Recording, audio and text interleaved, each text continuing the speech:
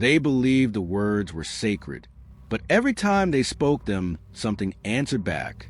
The Redcliff Estate still stands in the hills of Yorkshire, empty but not silent. What began as a prayer for protection became an invocation, and what walked through the door they opened never left. The first sight of the Redcliff Estate is not its gates. It is the hill it sits on, a long slope of wind-brushed grass, where the trees seem to bend a little lower than they should, as if weight has been pressing down on them for centuries. At its crest stands a house the villagers used to call the Keep. 3 chimneys lean against a dark slate roof. Its stone walls, pale at a distance, look almost ashen up close, as if the house itself has been scorched or drained. Beside it, attached like a limb, is a small chapel. The bell tower is crooked, tilted just enough that you notice it only when you stand beneath its shadow. The windows are stained glass, but not the kind found in any other parish within 50 miles. No saints, no Madonna, no Christ, only geometric shapes, a wheel of red at the center, circles and lines that no priest in the region ever claimed to recognize. The Redcliff family built it that way. They built all of it that way, and the people in the villages below. Every one of them knew the Redcliffs were not like other wealthy families. They were not merely landowners. They were not merely devout. They were separate. For 3 generations, the Redcliffs controlled the hills, the farms, and the people who worked them. They employed dozens of families, paid fairly, and never missed a feast day offering. Their name was carved into the stone above the altar of St. Gethin's Church in the valley. But even as they knelt beside the poor on Sundays, the Redcliffs rarely stayed to speak after Mass. They would return home, back to their chapel, back to prayers the priests did not lead. The villagers had words for it, whispered when the shutters were drawn at night. Not Catholic, not Protestant, something older. The first stories were small, almost laughable. That the Redcliffs lit candles before dawn, not at dusk. That they buried their dead in their own crypt instead of consecrated ground. That they never allowed outsiders inside their chapel, not even for weddings, not even for funerals. The older women remembered something else. That every winter, when the storms rolled over the hills, the Redcliffs gathered at the highest point of their land, where an ancient oak tree still stood, gnarled and split down its center. They would stand there, cloaked, holding hands in a circle, as the wind cut through the branches above them. They said the family prayed for the land's safety, that their devotion kept the floods away, that their blessings brought fertile fields and mild summers. But the Redcliffs never said who or what they prayed to, and no villager ever dared to watch for long. The first Redcliff to arrive in the region was Elias Redcliff, nearly a century earlier, a merchant. His fortune made from textiles, he purchased the land for a fraction of its worth after a series of failed harvests drove its owners to ruin. The people were grateful at first. Elias rebuilt the farms. He gave out grain when others hoarded it. He restored the manor on the hill. But he also began to speak, quietly, of cleansing the land. He told his workers the earth itself had been spoiled by negligence, that the valleys carried the remnants of older sins. What he meant by that, no one knew, only that every Sunday evening after Mass, Elias would retreat to the chapel, sometimes for hours, sometimes for entire nights, and the servants claimed to hear murmured chants rising to the cracks in the floorboards. Not hymns, not Latin, something rougher, heavier. One servant, dismissed the next morning, claimed he saw Elias kneeling before a wooden altar, his head bowed low, while 7 others stood in a half-circle behind him. Each held a candle, each whispering the same words in a cadence that did not sound human. When the servant tried to tell the priest, he was told to keep quiet. The Redcliffs, after all, had funded the church roof, funded the village school, funded the road that still leads to the market square today. And so, people learned not to speak too loudly. But something wasn't right. In 1871, a storm struck the neighboring valley. Crops were flattened. Homes were washed away. Dozens of livestock were lost. The Redcliff land, untouched. Not a single field damaged. Not a single fence broken. Villagers began to notice other patterns. Plagues that swept through nearby towns never reached Redcliff's tenants. The harsh droughts of 1878 left their wells full, And while surrounding estates were forced to sell parcels of land to pay debts, the Redcliffs seemed only to grow richer. People whispered gratitude at first, then suspicion. For every blessing there was a cost, though no one could name it. Only that sometimes, when the wind carried just right, the villagers swore they could hear singing from a hill. Not joyous singing, not the sound of worship they knew. A single low tone, held for minutes, followed by silence. Then, all at once, the bell of the chapel would ring. 3 times. Always 3. Always in the dead of night.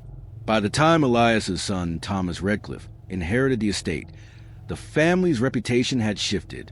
They were no longer seen as benefactors, but as something closer to guardians or wardens. Thomas expanded the chapel. He added a crypt beneath it, carved deep into the bedrock. Locals hired for the construction described a coldness that never left their bones, no matter the season. Some swore the walls drank in the light as soon as their torches were lit. When the crypt was finished, Thomas dismissed the workers, paid in full, and barred anyone who was not of Redcliff blood from entering again. That winter, one of the hired masons went missing. His cart was found by the roadside, horses grazing calmly nearby. His tools were still inside.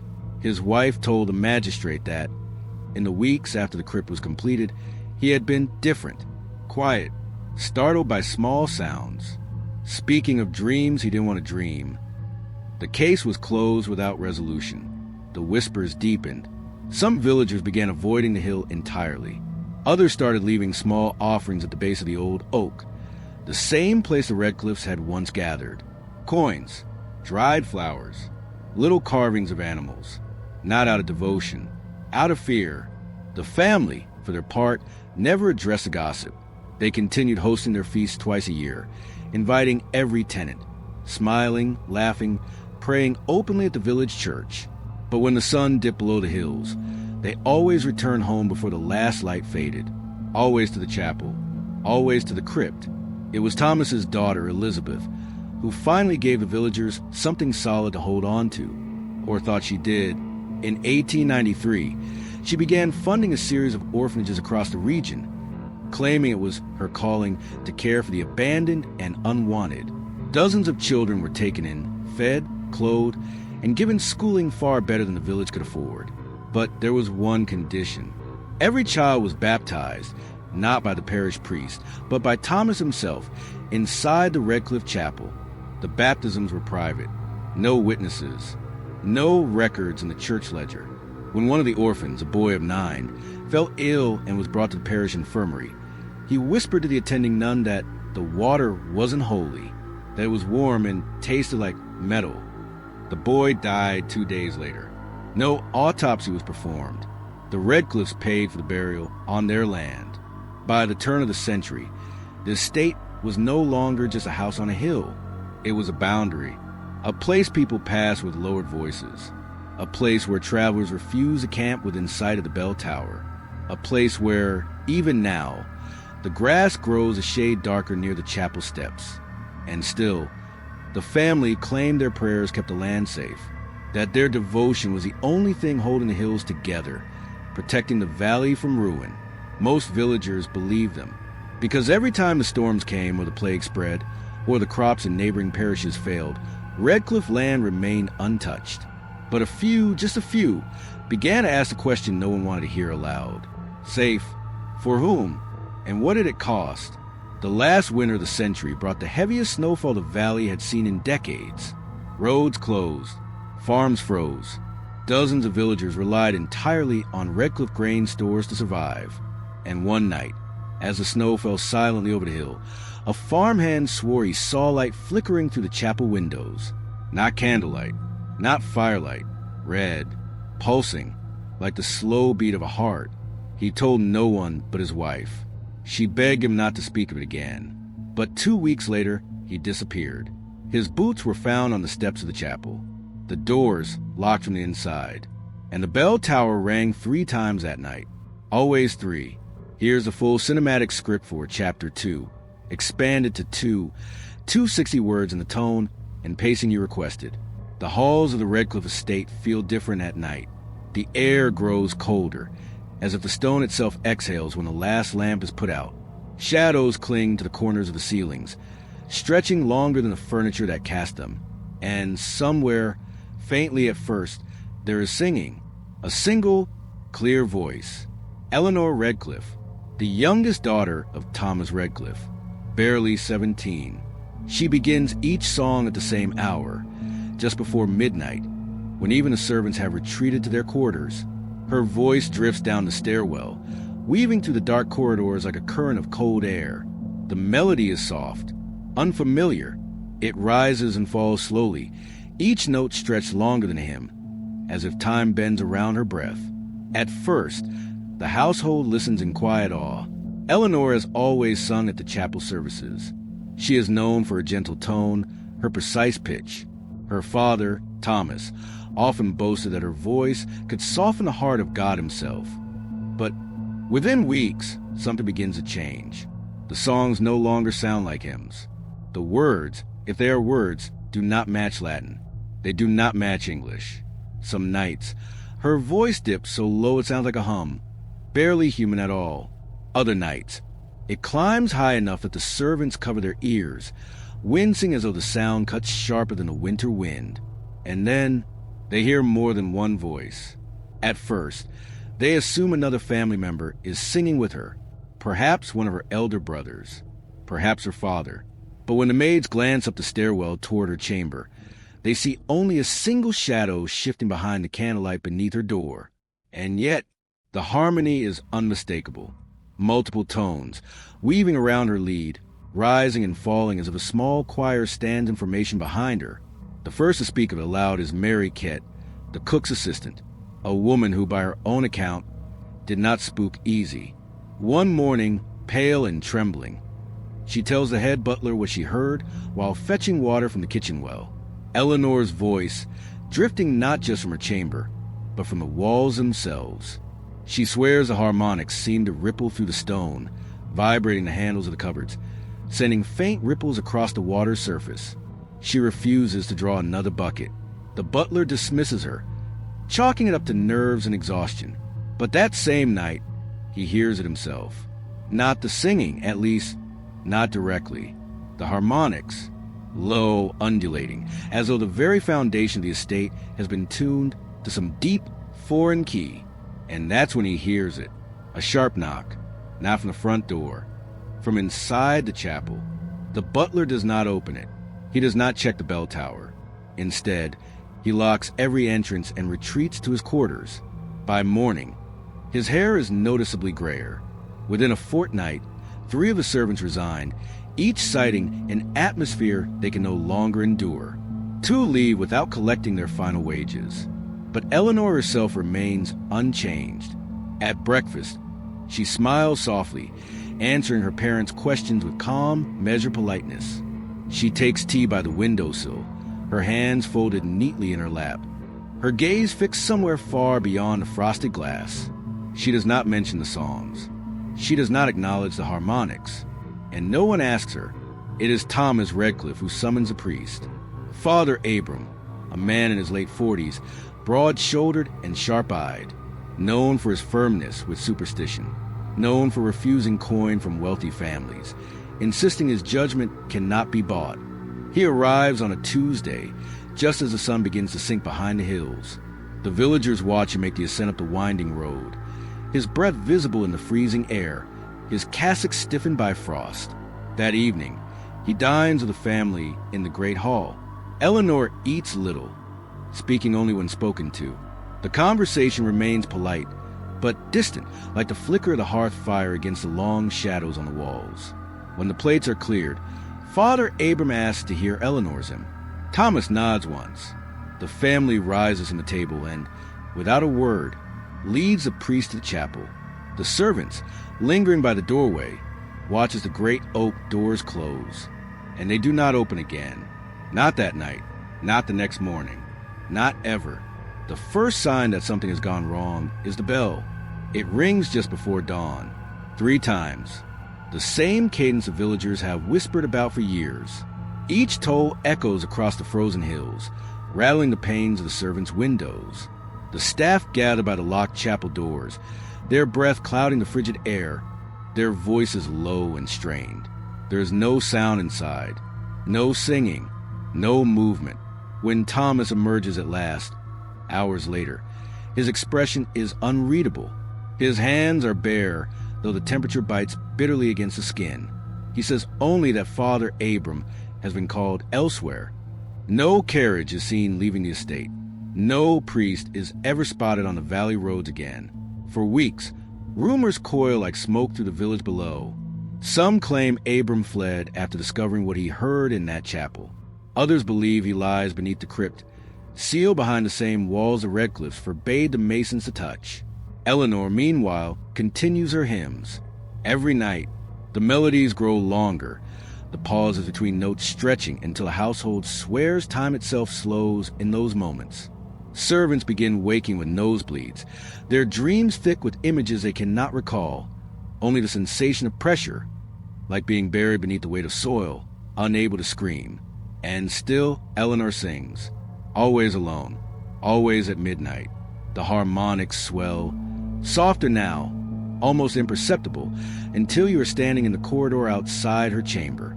There, against the dark with the door, you can feel it vibrate against your palm, as if something on the other side is answering her.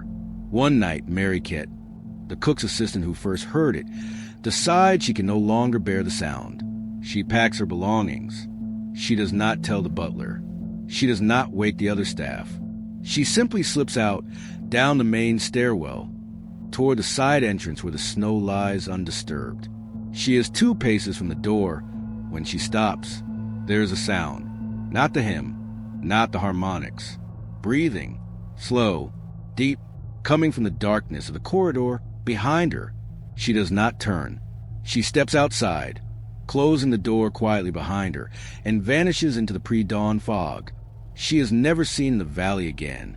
By spring, only a skeleton crew remains at the estate. Most of the staff are Redcliff retainers, people too dependent on the family to leave, or too frightened to risk crossing them. And so the songs continue.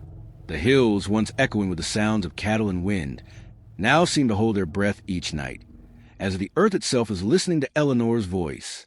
The villagers below begin marking their doors with chalk crosses, a habit not seen in the region for generations. Some whisper that the Redcliff's prayers, whatever they are, have shifted, that the chapel is no longer a place of protection, but a threshold. One late April evening, a shepherd claims to see light flickering from Eleanor's window. Not a candle, not a fire, a faint, pulsing glow. He swears he hears faint voices, more than one, layered like a chorus carried on the wind. But when he climbs the ridge for a closer look, the glow is gone. Only the faintest trace of a note, long and low, drifts into the valley, and for the first time, he realizes he cannot tell if it is coming from the chapel or from beneath the earth. The wind over the Redcliff Hill does not howl. It groans, low and uneven, the kind of sound that carries through the bones more than the ears. The storm that evening rolls across the valley like a living thing, rain sweeping sideways, branches clawing at the windows of the servants' quarters, lightning illuminating the bare slopes for only a second at a time. From a village below, the estate is a silhouette, the manor dark, the chapel lit through the rain, its windows pulse with a dull amber glow, not the flicker of candles, not the dancing light of fire, a steadier rhythm, as if the air itself breathes inside those walls. Just before midnight, the Redcliffs make their way from the house to the chapel. Thomas Redcliff leads, his coat trailing the mud, his lantern held high, though the glow from inside nearly drowns it out. Behind him, Eleanor walks with her head slightly tilted, as though listening to something the storm tries to drown. Her brothers follow, their faces pale, eyes fixed forward, never straying toward the servants who watch from the shadows. The chapel doors close, the lock clicks, and the rain falls heavier. No one in the house speaks, but the servants hear it. Through the walls, through the floorboards, a low chant carried in fragments. Between the cracks and the storm's roar, the rhythm is deliberate, syllables pressed hard into the air like weight. It is not Latin. It is not any language the servants know, but the cadence it feels practiced, old, as if every Redcliff present has known these words since birth. One of the younger maids, clutching her shawl in the kitchen, dares to whisper a question the others avoid. Is it prayer? No one answers, because beneath the chanting there is something else. A groaning sound, not from the wind, not from the beams of the house. From beneath the ground, the butler, an older man who has served the family for decades, insists it is only the soil shifting after weeks of rain. The earth groans when it settles, he says, his tone sharp enough to silence the staff. But later, when he thinks no one can hear, he latches his door from the inside. The storm rages on. Hours pass. The chanting does not stop. Sometimes it rises, a near shout that pierces the rain, only to drop into a near whisper, so faint it could be mistaken for the wind through the cracks. And then, just before dawn, the rain halts. Not fades, halts, as if someone has drawn a line across the sky. The wind stills. The trees fall silent. Even the river that cuts through the valley below seems to hold its breath. And in that impossible stillness, the sound comes clearer. Not the voices, the earth. The groan deepens, resonant, like the moan of something buried far below, pressing upward against the weight of stone and soil. It carries through the soles of boots, through the beams of the servants' quarters, vibrating the glass of the windows without a single gust of wind to touch them. One farmhand, who had been stationed at the stables to calm the horses, feels it most. The animals stamp and rear in their stalls, ears pinned flat, eyes rolling white in the dim lantern light.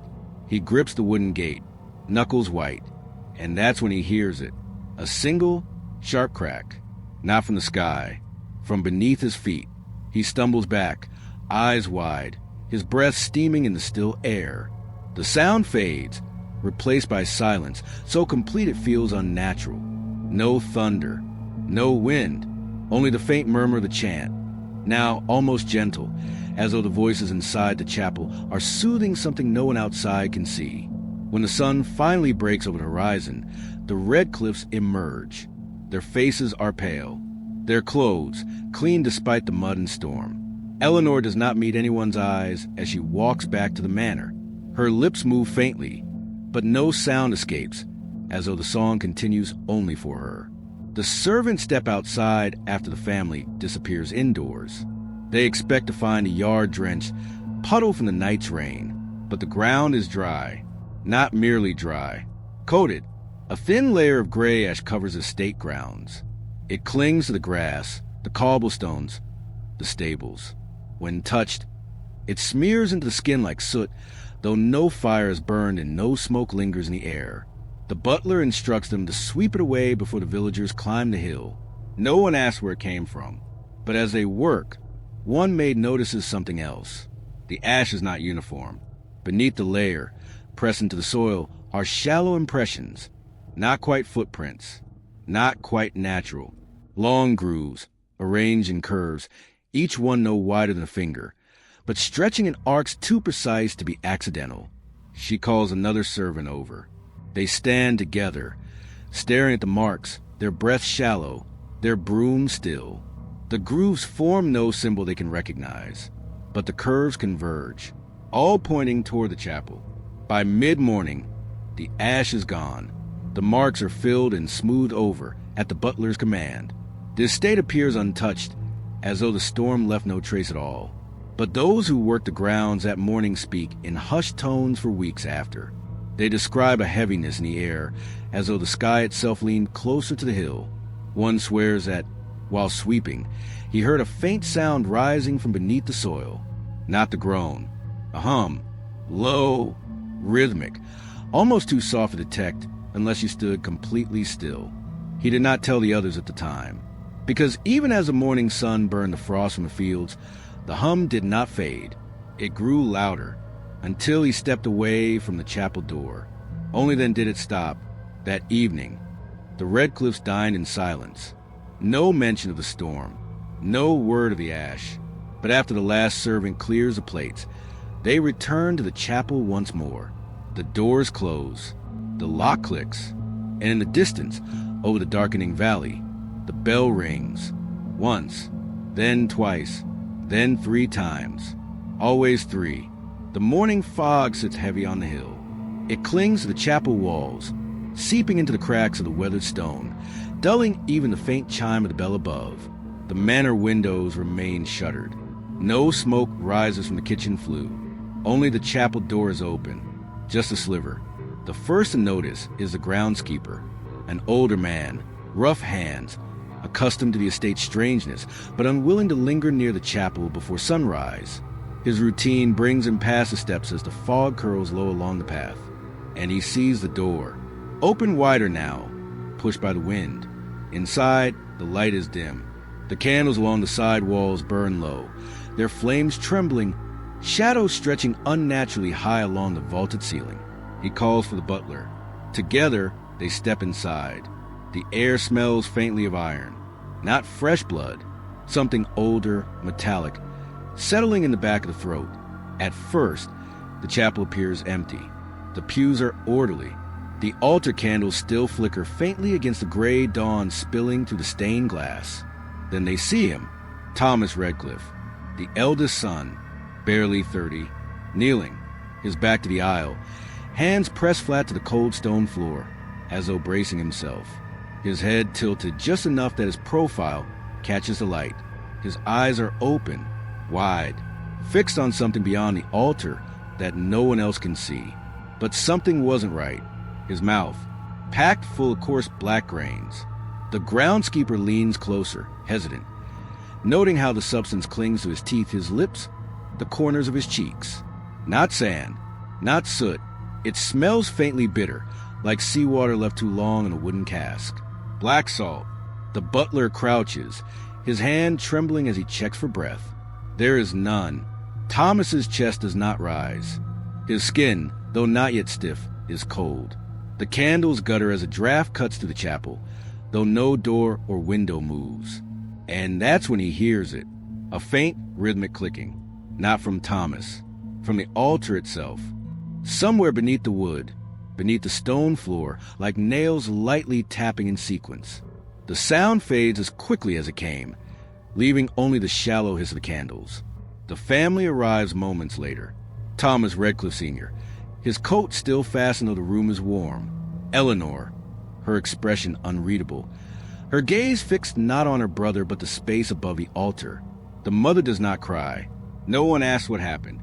It is the patriarch who finally speaks, his voice steady, almost calm. It was penance, he says. No elaboration, no explanation. The servants exchange glances but say nothing. No one dares speak of black salt, though every one of them notices it.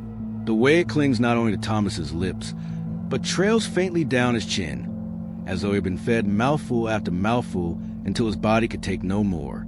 By midday, the body is gone. Taken not to village, not to the parish grounds, but down, into the crypt. 2 men are sent to carry him, both long-time estate hands, both silent as they descend the narrow stairwell beneath the chapel. When they emerge, their faces are pale, their movements hurried. Neither will speak of what they saw. The crypt door is sealed behind them. For the rest of the day, the manor is quiet. The fog lifts. The sun, though weak, glints off the wet grass along the slope of the hill. But the servants sense it. The air feels thicker. Breathing feels like work, as though the estate itself has shifted closer around them. A stillness blankets the grounds, heavier than the fog had been, as though waiting for something. One of the younger maids swears she sees Thomas, just for a moment, through a chapel window as dusk falls. Kneeling again, head bowed this time. But when she looks a second time, the space is empty. That night, the hymns return. Not from Eleanor's chamber. From the chapel, low, measured notes. 1 voice, then 2, then 3, rising in harmony. The same cadence that drifted through the estate weeks earlier, though this time it carries a strain, a weight that settles in the stomach rather than the ear. The servants close their doors. Some press cloth to the cracks of the windows, muffling the sound. But they still feel it. A faint vibration in the floorboards, like something moving beneath the earth. The next morning, the ash returns. Thinner this time, a faint dusting along the stones of the chapel steps. When one servant kneels to wipe it away, he notices something caught within it. Grains. Black. Coarse. Salt. He wipes it into his rag, his hands trembling, and from behind him, through the crack of the chapel door, a sound escapes. A breath. Not a sigh. Not a whisper. Just a single, steady breath, as if someone or something was standing just out of sight, waiting. He does not turn. He drops the rag and walks away, his pace quickening, his shoulders stiff. By noon, the steps are clean, the ash is gone, but the sound lingers in the minds of those who heard it, long after the hill falls silent again. And that evening, as the last servant shutters the windows of the great hall, the chapel bell rings. Once, then twice, then 3 times. Always 3. But this time, it doesn't stop. After the 3rd toll, there is another, a 4th, softer, slower, as if struck by a hand unsure of what it is calling. The road into the valley is empty when they first see her. The frost is still unbroken on the ditches, pale in the early light. When a figure appears at the bend where the Redcliff Hill Road meets the main track, she is barefoot, her dress, torn and soaked through, clings to her frame as she stumbles forward. Her hair is matted with mud. Her arms, streaked with cuts, shake as she tries to keep her balance. Each step leaves a faint line of red on the pale dirt. The first to approach is a carter, an older man hauling grain toward the market. He slows his horse, calling out softly as he climbs down from the wagon. She does not answer. Her lips move, but no sound comes out. Her eyes are fixed somewhere past him, over his shoulder, toward the horizon, as if searching for something no one else can see. He notices her hands. The fingernails are broken, packed with soil, and that's when he hears it. Not from her, from behind, far off, up on the hill. The faint toll of the chapel bell. Once, then twice, then 3 times. The sound carries in still air, brittle as glass. When he looks back at her, she has collapsed to her knees. Her breathing comes sharp and shallow, her voice finally breaking through in a hoarse whisper. They opened it, she says. Her name is Annahale, one of the last remaining servants of the Redcliff Estate, a woman of 24, known in the village for her quiet demeanor, her diligence, and more recently, for her refusal to speak about the family she served. Until now, the carter helps her to his wagon, wrapping her in his coat despite the frost that bites at his own hands. Her feet are bleeding, not just from cuts, blisters, deep, raw, as though she has walked for miles over stone and cinder. On the ride down into the valley, she clutches at his sleeve, whispering fragments. Her words break and twist, half choked by panic, but one phrase repeats enough that he hears it clearly. The door beneath the altar. When she is brought to the parish infirmary, the sisters tend to her wounds, washing the dirt from her skin, trimming away what's left of her nails. She flinches at every touch, her eyes darting to the corners of the room as though expecting something to emerge from the shadows. She does not sleep. Even when exhaustion takes her, she wakes gasping, clutching at her chest, whispering the same words again. They opened it. In the days that follow, she begins to speak more clearly. Her story does not change. She claims the Redcliff family gathered the night before, all of them, Thomas Sr., Eleanor, the remaining sons, inside the chapel. She and 2 other servants have been ordered to clean the pews and prepare the altar. When the bell tolled, the family arrived carrying lanterns, their faces pale, their lips moving in silent unison. The servants were told to stay, to watch.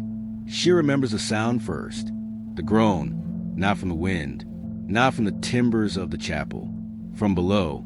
It rose through the stone like a breath held too long finally being released.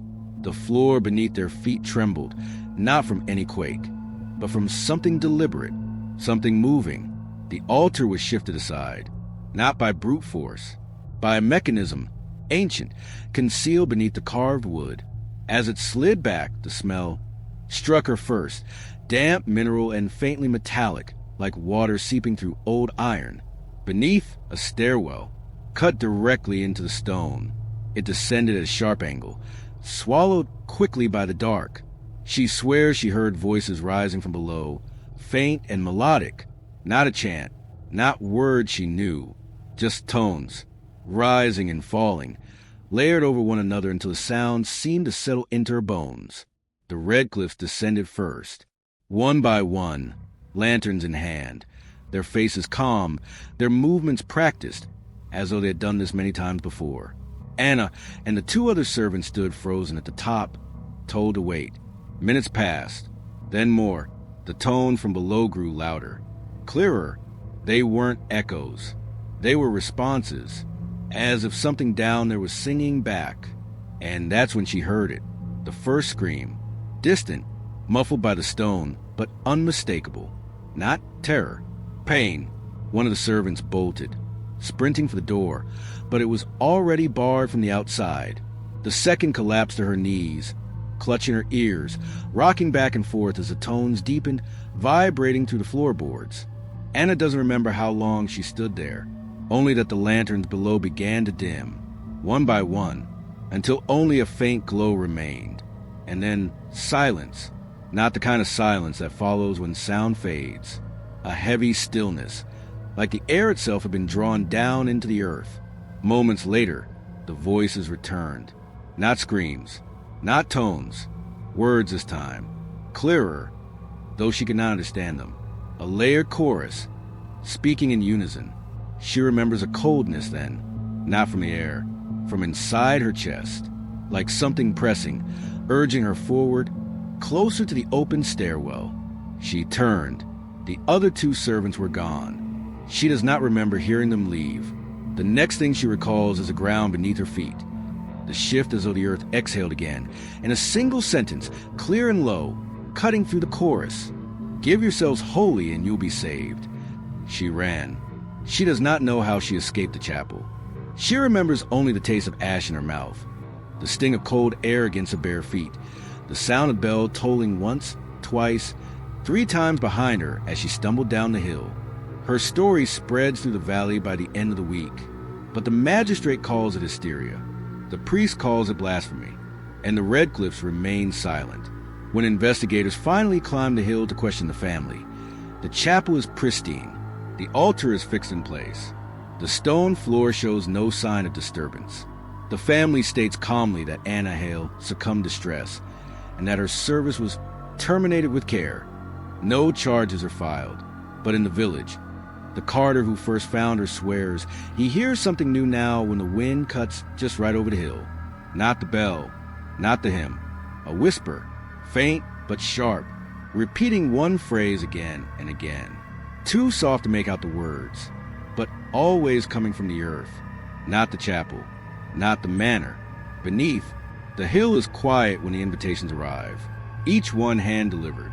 No seal, no flourish, just parchment, folded twice, pressed into the palms of 52 villagers by the Redcliff messenger. The note is brief, a night of prayer, the chapel, for the safety of the valley, attendance bless. No signature. The ink smells faintly metallic, as if mixed with something other than dye. By dusk they gather, men and women, young and old, many of them farmers, some merchants, others laborers from the mill by the river. Few dare to refuse, not openly. For years, the Redcliffs have held sway over the land. Their charity has been as steady as their threats, their reputation both revered and feared.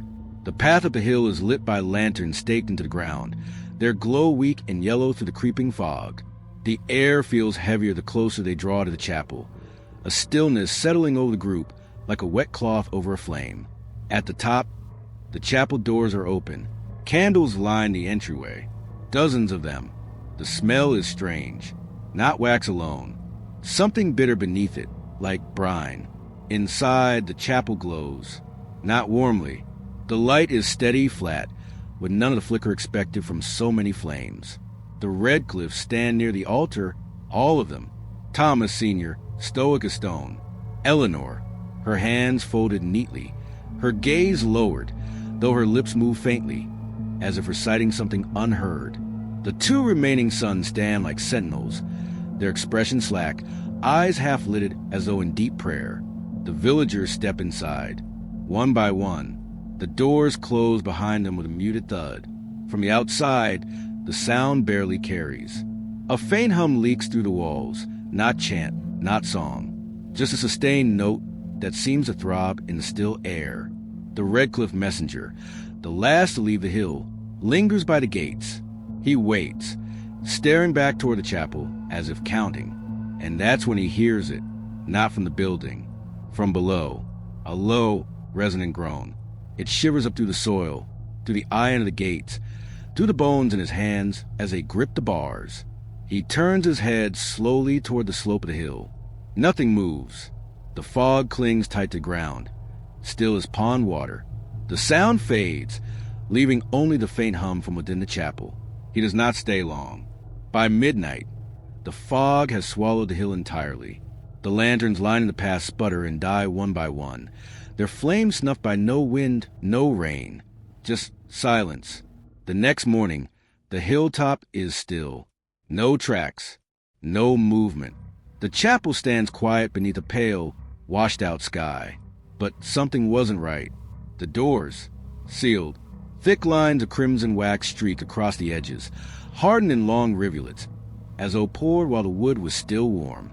Embedded in the wax, dark fragments, hard, brittle, flaking at the edges when touched. Blood. The windows, every one of them, dark. Not from curtains. From inside. A thin, matte coating coats the glass, streaked in places with a brush dragged unevenly, as though done in haste, but with precision enough to blot out the light. No one emerges. Not that day. Not the next. The villagers below whisper the 52. Mothers, fathers, children, all vanished, their homes standing untouched, their meals still laid out as if expecting return. By the third day, a delegation climbs the hill. The local magistrate, a parish priest, several men from the mill, armed only with lanterns and shovels. They find the chapel unchanged, the wax unbroken, the windows still blackened, no sound from within. When the priest lays his hand upon the door, he draws back quickly, his fingertips trembling. The wood is cold, not cool from the air, cold, as if the life has been drawn out of it entirely. And that's when he hears it. A sound, so faint, the others strain to catch it. A rhythm, not from above, from beneath. A slow, deliberate thud, like a pulse far below the chapel foundation. Each beat separated by long, aching pauses. The magistrate steps back, shaking his head, muttering about natural settling, about soil and frost. His voice trembles despite his practiced authority. The group descends, leaving the hill as quickly as they climbed it. No attempt is made to break the seals. Not yet. That evening, as the fog descends again, the bell above the chapel rings. Once, then twice, then 3 times. The sound carries down into the valley, brittle and hollow, as though echoing from a chamber far deeper than the one atop the hill. The next morning, the seals are gone, not broken, gone. No wax, no blood. The windows, still blackened, reflect the pale dawn. But the doors stand open. The chapel is empty. The pews, pristine. The altar, spotless. No footprints. No signs of struggle. No trace of 52 souls who entered. Only one thing remains. A single line, etched into the stone floor near the altar, shallow but deliberate. Not a word, not a symbol. Just a curve, pointing down, toward the earth. The hill is shrouded when they arrive. Not by fog this time. By a kind of stillness that makes the trees seem carved, unmoving, the birds absent from their branches. The morning frost clings stubbornly to the grass, even as the sun creeps higher, reluctant to thaw. 4 black carriages. 6 priests, their cassocks heavy, their collars pale against the dark wool. They move with purpose, their boots silent on the frozen ground, their faces unreadable as they climb the path toward the chapel. They do not speak to the few villagers who watch from a distance. They do not meet their eyes. The doors of the chapel stand open, yawning into a dark that does not match the daylight outside. No candles flicker. No sound carries. Only the faint smell, metallic, stale, like rain on iron left too long. The priests enter. Hours pass. No voices rise. No chants. No toll of the bell. Only the creak of wood and the shuffle of boots from within. And then, just before dusk, they emerge, their arms full, bundles wrapped in coarse sackcloth, bound with cord, carried 2 by 2 down the hill to the waiting carriages. The shapes beneath the cloth are not uniform. Some long, some squat, one rigid and angular, as if a frame of wood or iron lies beneath. Another, heavy, rounded, sagging at the middle as though whatever rests inside resists its confinement. No one asks. No one dares. But something wasn't right. The priest's hands. Each one wears gloves. Thick, dark leather. The kind meant not for warmth, but for protection. Even so, their fingers twitch as they grip the bundles, as though the weight shifts unexpectedly. The villagers watch from behind the low stone wall by the road, their breath held as the priests load the last of the sackcloth shapes into the carriages. Not one of them speaks a word. Not to each other. Not to the villagers. When the final door closes, the lead priest turns briefly toward the hill.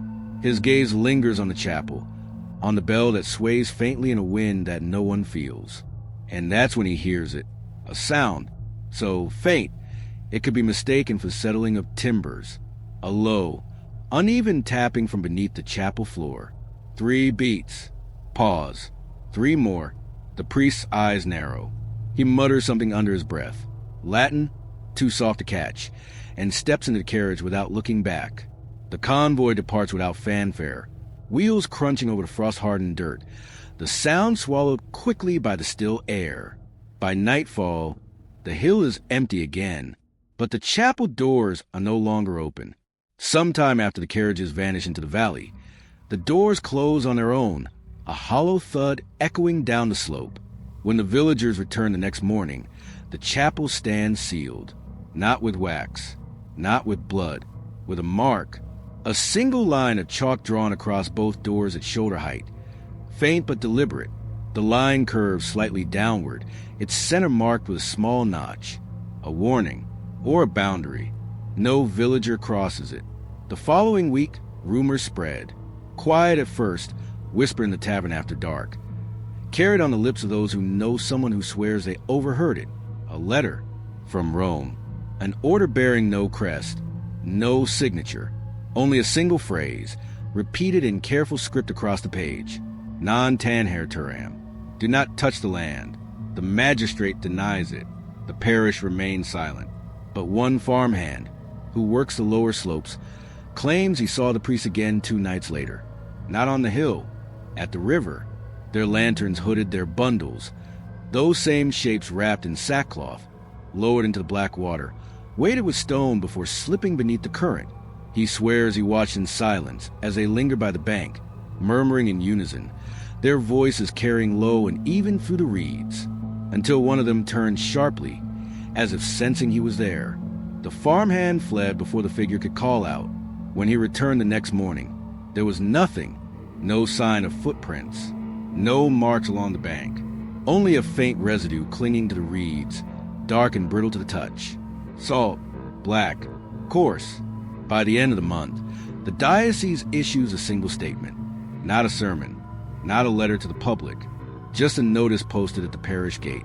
The Redcliff Estate remains under ecclesiastical investigation. The grounds are not to be entered. All inquiries must be submitted in writing. No exceptions. No mention of the 52.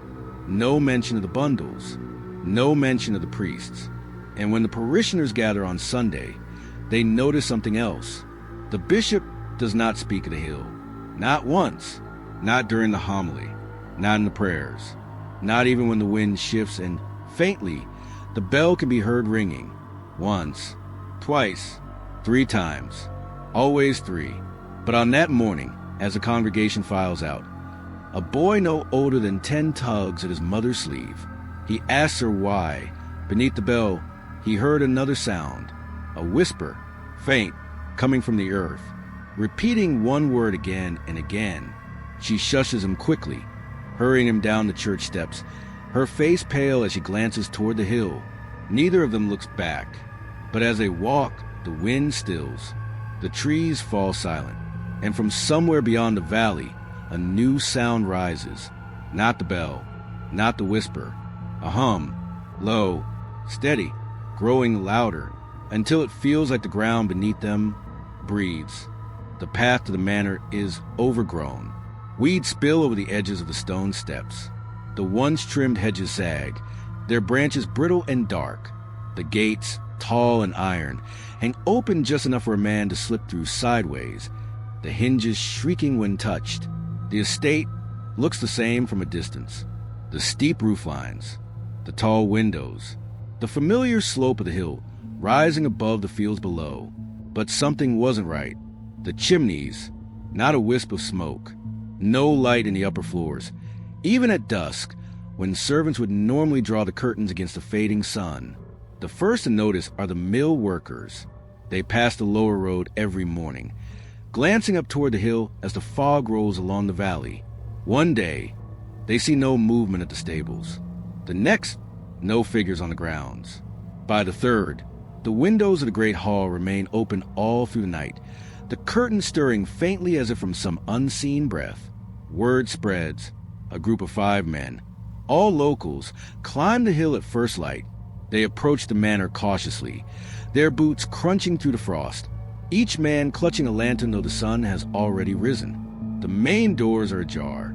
The heavy oak swings inward with little resistance, revealing the great hall beyond. It smells stale, not of decay, not yet, but of something long closed, the air heavy and unmoving, clinging to the throat. The hall is pristine. The long table is set, silver polished, plates laid with bread, cheese, cured meats, each setting arranged with care, as if expecting guests. But no one sits. No one has eaten. The food, though untouched, is stiff, edges hardening, as though left for days. The candles, tall and white, stand melted halfway down, the wax hardened mid-drip. Their wicks are cold. Every room tells the same story. Beds made, drawers open but orderly, clothes folded, some still damp from a wash. In Eleanor's chamber, a dress lies across the chair. Her shoes, placed neatly beneath the window, are coated in a thin layer of dust. The fire in the hearth is out, long cold, but the air hums, faintly, not a draft, not the shifting of beams. A tone, low, sustained. It seems to vibrate through the walls, so soft that the men glance at one another, unsure they're truly hearing it or imagining the sound creeping just beneath the edge of perception. And that's when he hears it. One of the men, Thomas Wren, a laborer from the mill, pauses near the stairwell. He tilts his head, squinting into the dim hall. A voice, high, gentle, singing, not words he knows, not Latin, not English. A melody, lilting, repeated over and over, weaving just beneath the hum. It drifts from somewhere below. The cellar. The others hear it too. Their lanterns tremble in their hands as they gather near the door leading down. The air from the stairwell is colder, damp, tinged with faint metallic scent. The singing fades as they descend. The hum does not. The cellar is empty. Shelves line the walls, stocked with preserved fruits, jars of brine, sacks of grain untouched. The floor, swept clean, bears no sign of disturbance, except one. In the center, a circle of ash, thin, even as though sifted carefully by hand. No footprints within it, no soot or burn marks nearby, just the ash. One man reaches down, his fingers trembling as he touches the edge. The grains stick to his skin, leaving a faint bitter scent when he lifts them to his nose. Not with ash. Salt. Black. Coarse. They leave the cellar in silence, their breaths shallow, the hum still pressing faintly against their ribs as they move through the manor. When they step back into the great hall, every lantern flickers, not from wind, from nothing. Each flame draws suddenly thin, stretching upward as if pulled by something unseen, then snaps back, steady once more. The men leave without searching the chapel. Not that day, not ever. The manor remains untouched in the weeks that follow. The Redcliffs never return. No one claims the land. The crops wither in the fields as if left deliberately unharvested. But the sound does not stop. At night, when the wind dies, the hymn drifts across a valley. Faint, ethereal, a woman's voice at first, soft and melodic, echoing from somewhere high along the hill. Then, slowly, others join, one by one, until it becomes a chorus. No words, just tones. The villagers bar their shutters. They stuff cloth into cracks of their windows, pressing their ears to pillows as the sound carries through the fields. Some nights, the hymn fades before dawn. Other nights, it lingers, long after the sun breaks over the ridge, long after the roosters crow, faint and steady, weaving beneath the rustle of the morning wind. The chapel itself decays. The paint peels from the shutters. The bell above sags, its rope frayed, though no one has touched it. The locks on the doors, once polished, grow dull and red with rust. Yet the windows remain blackened, unbroken, every one of them. And those who walk too close to the hills swear they can still hear it. Not the hymn, not the hum. A new sound, soft, intermittent, from beneath the ground. A breath, in, out, slow, deliberate, like something waiting beneath the soil. Listening, the camera shakes as they climb the hill. The grass, long and yellowed, whispers against their legs. The wind is soft, but it feels colder here than in the valley below, carried with the faint tang of rust and rain. Though the sky has not broken all day, 3 of them, each with a light strapped to their chest, each with phone mounted on a stabilizer, recording for the channel they've been building for months, abandoned places, empty halls, the quiet decay of forgotten estates. The Redcliff property is their biggest find yet. The gates stand open, iron bent inward as if struck from within years ago. The path, littered with old leaves and brittle twigs, winds toward the chapel first. Even from a distance, they can see the windows, still blackened. The paint, or whatever it is, has not flaked or peeled despite decades of weather. The panes look like slabs of stone, absorbing the late afternoon light rather than reflecting it. The lead explorer, Daniel, raises his camera and mutters to the others that the place feels wrong, his voice caught between awe and unease. His breath clouds, though the air is not cold enough for it. They approach the chapel slowly. The doors, heavy and swollen from rot, hang askew. One rests open just wide enough to slip through. The hinges creak when touched, the sound sharp against the heavy stillness that blankets the hill. Inside, the air is stale, thick. Every step sends a groan through the warped floorboards, each one protesting beneath their boots. The pews lean at odd angles, some split from years of neglect. The ceiling arches high above, but the gallery, the upper floor, sags visibly. The railings hang loose, several sections missing entirely, though with blackened where it has rotted clean through. The explorers spread out, their light scanning the walls. Faded religious icons, cracked plaster, the faint, brittle remains of candles fuse the floor near the altar. And then, softly, beneath the sound of their own breathing, it begins. A voice, high, delicate, singing, not a song they know, not any language they recognize. The tone rises and falls like a lullaby, sweet but hollow, echoing faintly through the rafters. They freeze. None of them are speaking. None of them are moving. The sound is not coming from their devices. It carries faintly from above, but the gallery cannot hold weight. The boards sag, some entirely gone, leaving only open space above the nave. No one could be walking there, and yet, footsteps, slow, even, crossing from one end of the gallery to the other, each step deliberate, creaking softly, though no figure could be seen when their lights sweep the upper level. But something wasn't right. The singing doesn't echo like it should. It doesn't carry from a gallery. It feels closer, as if the voice is in the walls, or beneath the floor. Daniel swallows hard, lifting his camera toward the altar, his light catching on something faint near the base of the steps. A line, etched shallow into the stone, partially obscured by dust and debris, curved, pointing down. He kneels to brush it clear, his fingers leaving trails through the dirt. The moment his skin touches a groove, the singing cuts off. The silence is so sudden it feels physical, and that's when he hears it. A new sound, Faint, from the ground beneath his knees. A rhythm, not a hum, not the wind. A breath, slow, deliberate, in, out, and then a creak above. Not footsteps now. A weight, as if something massive has shifted its position in the gallery, pressing down so hard that dust sifts from the beams, spiraling in the beams of their lights. The second explorer, Mara, whispers that they need to leave.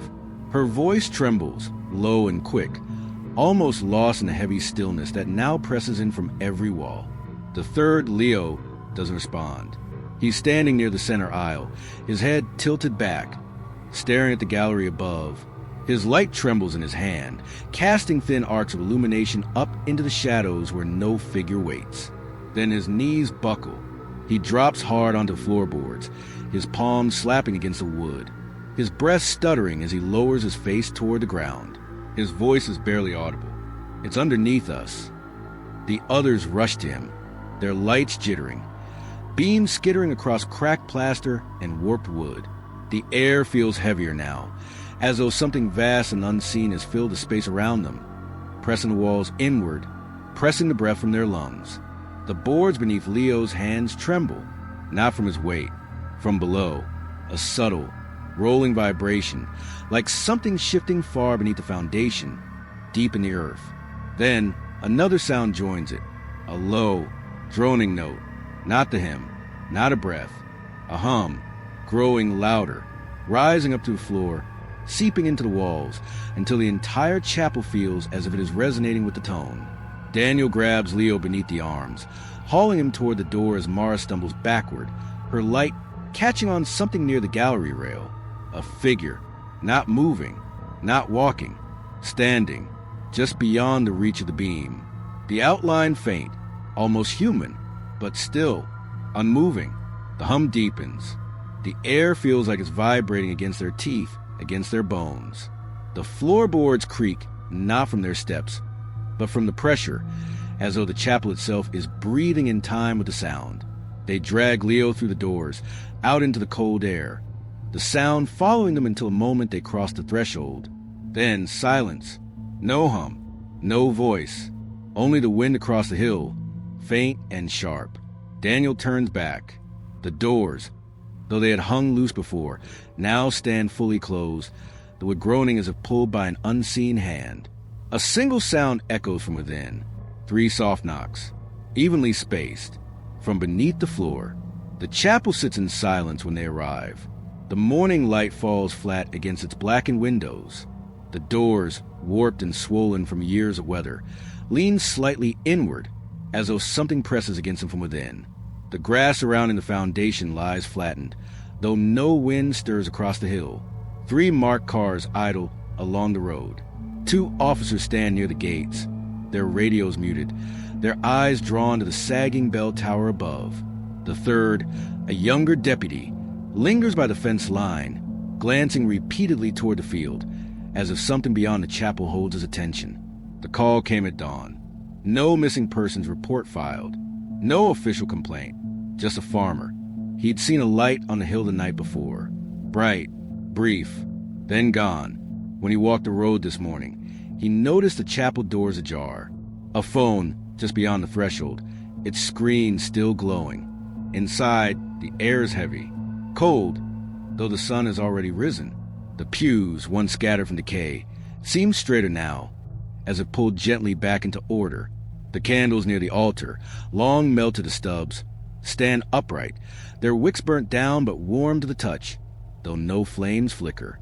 They find 3 cameras, 2 in the aisle, 1 near the altar, its lens pointed toward the sagging gallery above, each still recording, batteries nearly drained, their faint LEDs blinking in the shadows. The officers say nothing as they gather the devices. The sound from the recordings bleeds softly through the tinny speakers as they check them, echoing through the empty nave. The same hymn, a woman's voice, high, measured, repeating the same lilting melody over and over, as though it had been waiting to be heard. But something wasn't right. The footage, none of the explorers are visible. The cameras, each set on the floor where they must have been dropped, only capture fragments. Faint beams of light, sweeping across the nave, shadows where no figures stand, and always the hymn, low at first, soft and distant, rising slowly as the minutes pass, until others join. Not 3 voices, not 5, dozens, layered, weaving around the original melody, their tones bending and overlapping until the sound is no longer song, but something deeper, something that vibrates against the ribs.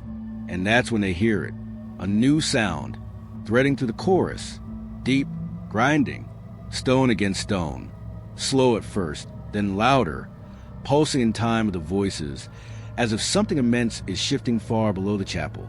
The pews on the footage tremble faintly, dust raining from the sagging gallery as the sound swells. One camera captures it, the altar steps, a line of dust rising from the groove etched into stone, spiraling gently upward as though drawn by a breath. The explorers' voices are faint, nearly drowned by the chorus. Frantic whispers, feet scuffing against the warped boards. Then silence, not from the hymn, not from the grinding, from the explorers. The last voice cuts off mid-word. The cameras remain still, their lenses fixed on the dark, and the hymn continues to grow. The sound shifts from human. The voices stretch, deepen, as though pulled taut, their tones flattening into something almost mechanical, almost structural, echoing from the very bones of the building. The gallery, visible in the far edge of the frame, bows downward.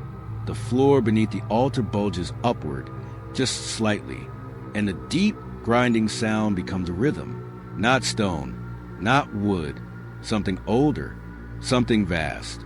Breathing. The screen fractures. First one frame, then another, a stutter of static, as the cameras capture the moment the sound peaks.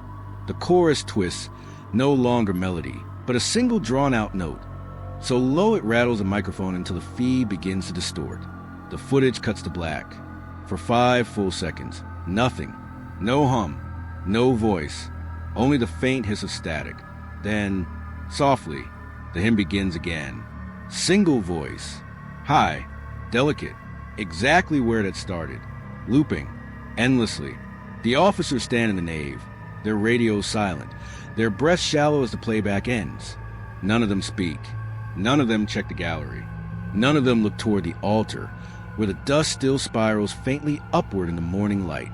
When they step back outside, the doors do not creak behind them. They close soundlessly, the wood meeting with a dull, hollow thud. The youngest deputy turns, glancing over his shoulder as they descend the path. The bell sways in the windless air. 3 times, even, measured, and from somewhere beneath the earth, barely audible, the hymn begins again. Not on the recordings, not from the chapel, from the soil itself. Faint, steady, calling, waiting. The Redcliffs prayed for protection, but not from what was outside. Some doors are not meant to be opened, and once opened, they do not close. The hymn still drifts across the fields, waiting for someone else to listen.